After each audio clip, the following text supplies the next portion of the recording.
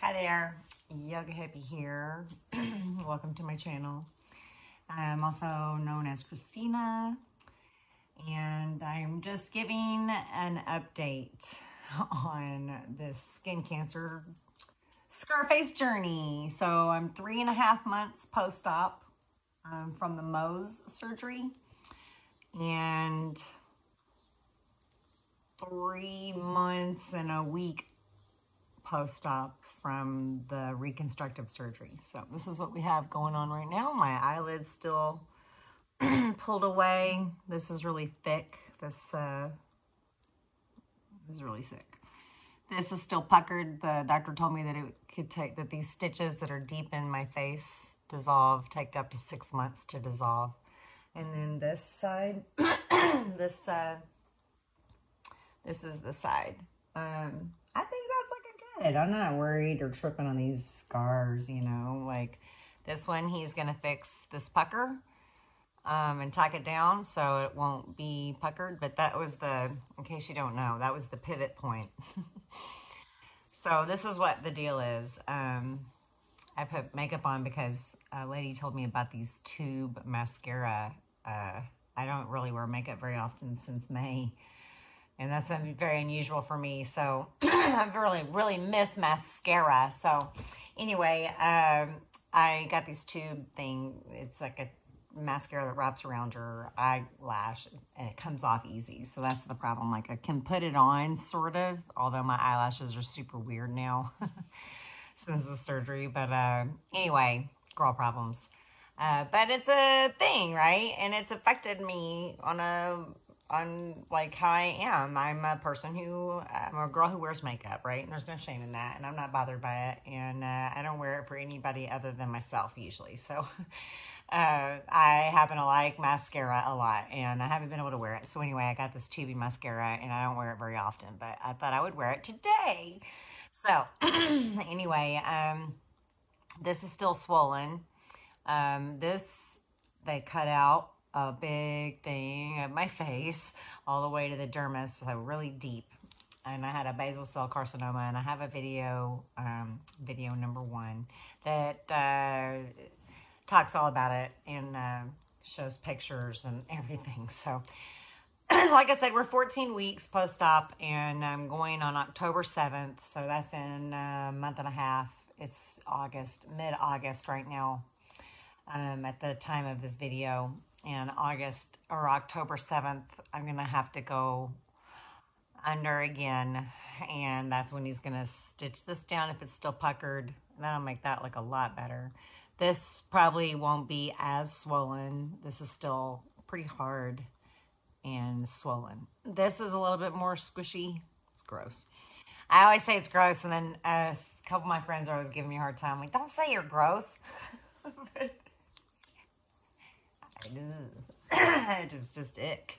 Anyway, it's fascinating, right? Like, I'm fascinated that my body can heal like that, right? It's going to look fine, I think, once this is fixed. He's going to fix the scar tissue. He's going to take a little bit of skin from here and a little bit of skin from here, and he's going to sew it and skin graft it in right here. So I have like one crease right now here, and it itches sometimes and it gets gross in there. It's just hard to keep dealing with this for so long. I just can't even imagine having like real big giant wounds to have to deal with. I don't think I could do it. Anyway, so, you know, as far as the scar goes, it's going to be fine. And then once my eyelid's on my eyeball, I don't think it's going to be bad. You know, like this swelling thing. The thing that's weird, right, is that this was my chin or my jaw, right? This part of my face used to sit right here. And because I'm 54, right, I grow this like fuzz. And I'm always dermablading it off or getting rid of it, you know, like it's kind of like, it's just, your hormones go crazy when you get older. And so I have more testosterone than I need in my body, apparently. And that causes an overgrowth of facial hair. Let's just talk about everything on YouTube. Why not? Anyway, this is like a normal thing. It's not just me. So anyhow, I've had to be cutting the hair off my face. Like you can see it in the video, this hair. Like a circus freak.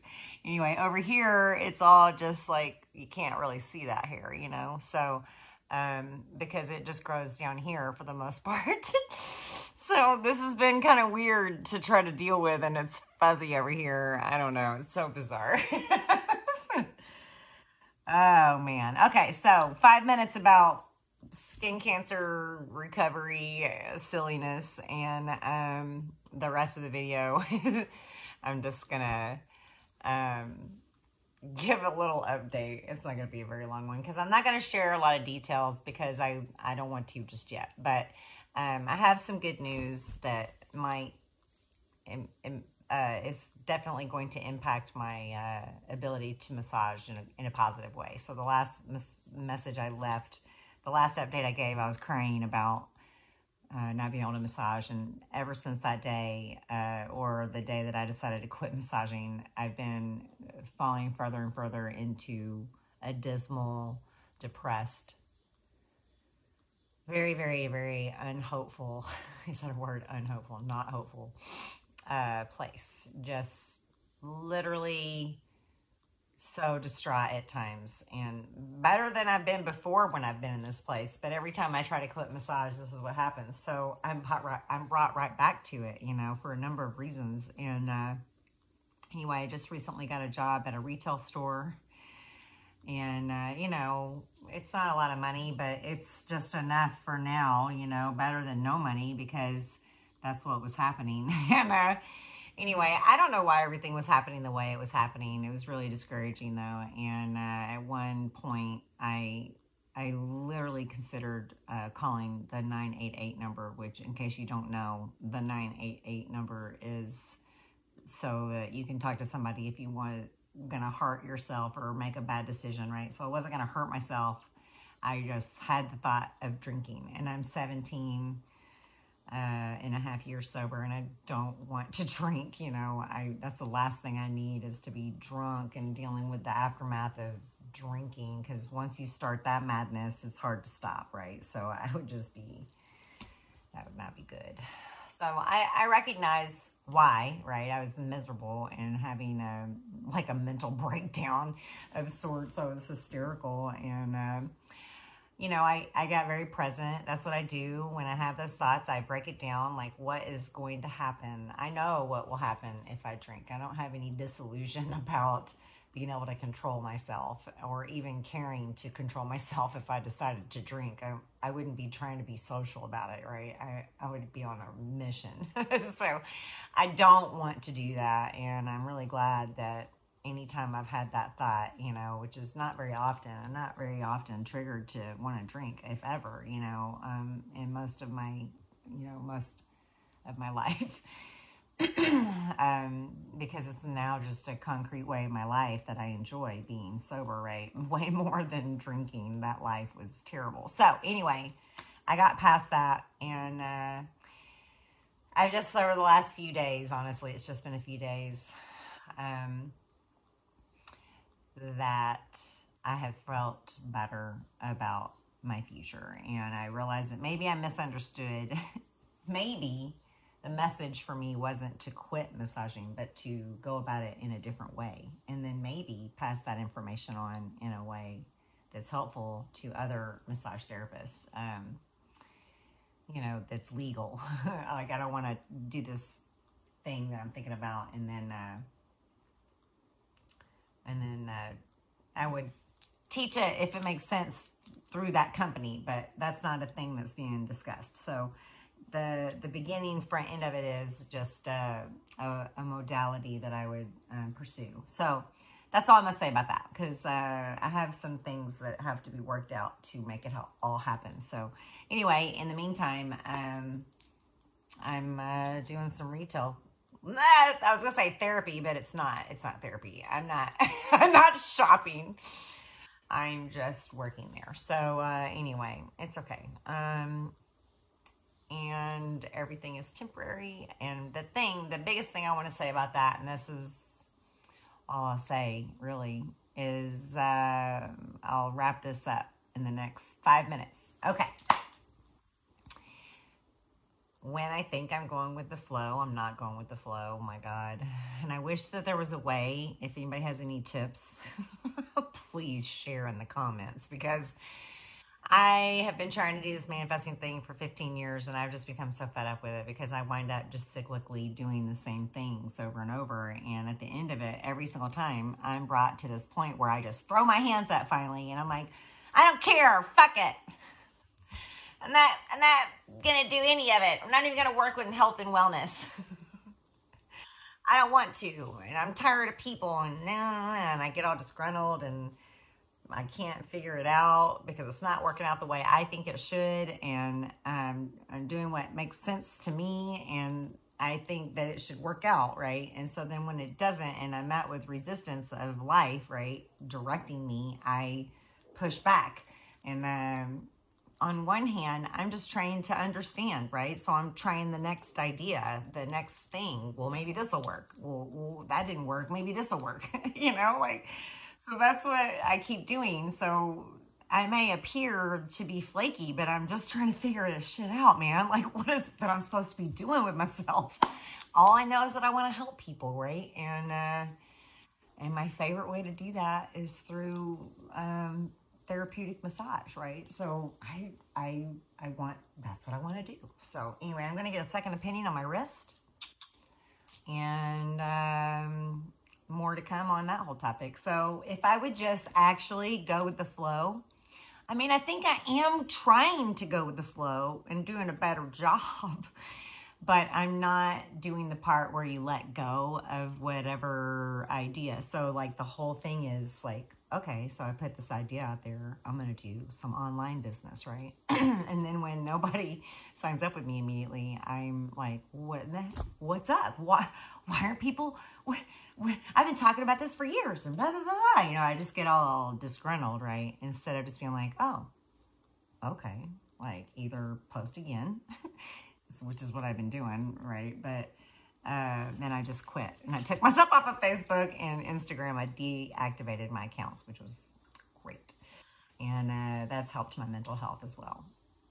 And then I decided to go get meds for ADHD. I've never been medicated. I'm 54, and so then they can't get me in until October. Oh my God. Like, I need help focusing now. It just got to be too much. So I don't know. I'm not really a medication taking person, but if it's one of those things that I could just take it when I need it, that would be helpful. I've just had a lot going on and a lot still to figure out. So anyway, I am here to tell you that it can get better, right? It doesn't feel that way at the time that everything's blowing up and I just want to set everything on fire, man. I get so mad, and then I get depressed, and I feel deserted and abandoned, and I just cry all the time, or I'm pissed off, complaining. It is awful for me to feel that way, to not feel like I know what my purpose is, to not feel like I know what I'm supposed to be doing with my life, to not be able to be working and being busy, contributing to society in a meaningful way, and in my life, being able to take care of myself and get what I need when I want it and need it. And, those are important things for me. I'm very stubborn and independent, and man, I feel like I just make everything so much harder because I buck what's happening instead of just allowing things to go through my little filter, or my sifter is what I call it. It's okay. So we're all going to be okay. I'm going to be okay. I feel hopeful that it's going to be okay. And if you need help, there's people out there. I'm here. I know how it feels to just want to give up. I just left that place, and I'm really thankful for my support of my friends and my family, because those are the people that keep me here trying to figure it out. So thank you for supporting me and caring, and thanks for the new people who've shown up recently on the channel. It's been interesting. My skin cancer story seems to be a popular one, and that's the last thing I'll say here as I wrap up like this last minute. Make sure you're wearing your hat. I got a cute hat, right? I figured if I'm going to be an old lady with a hat, I might as well get a cute one. So the Uber guy told me the other day, I had my hair in pigtails with, you know, with my hat and my khakis and whatever. And he was like, I like your eclectic style. I was like, oh, that's what I'm doing. I'm pulling it off. Because I figured if I'm going to be old lady with a hat, I better look cute. So this is my utility hat. I got a cute one to wear with dresses. Anyway, I'm always wearing a hat now and sunglasses and mineral sunscreen, mineral reef safe sunscreen, not any of those chemical sunscreens. I really just only wear the sunscreen on my face, and the rest of the time I just cover up. I let myself get like 10 or 15 minutes of sun, you know, direct sunlight on my skin, because that's good for your body and your immune system and your vitamin D levels. And then I cover up my body, and I just don't hang out sunbathing this year. No sunbathing this year. I don't know if I'm ever going to be able to sunbathe, but, you know, going out with people that are in the sun. I'm not doing that. I've not done a thing all year. I've just been inside. And I'm not used to being so white. I'm used to having a really good tan. So anyway, it's okay. I'm going to live now and hopefully not have to deal with having my face cut off and put back together. But I'm thankful that they could put it back, take the bad stuff off, this cancer, and sew me back up. And eventually this will all heal up and I'll feel like myself when I look in the mirror. So I want to encourage you on your journey and your struggles. It's all going to be better sometime, somehow. And we just have to keep putting one foot in front of the other and not ever give up on our dreams. I love you. Peace.